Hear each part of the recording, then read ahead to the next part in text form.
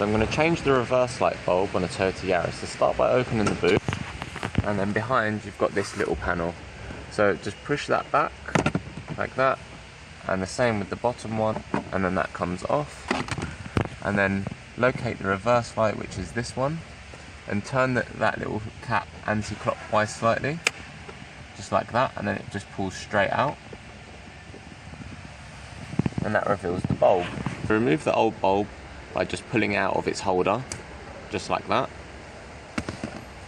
Then get your new bulb and push it in like that, and then it will only locate, because you've got little tabs like these, it will only locate one way, so you can't get it wrong.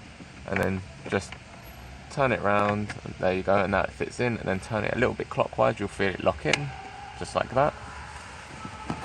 Then get your cover and push it in through these back bits first, like that, and then push that in, and that clips in.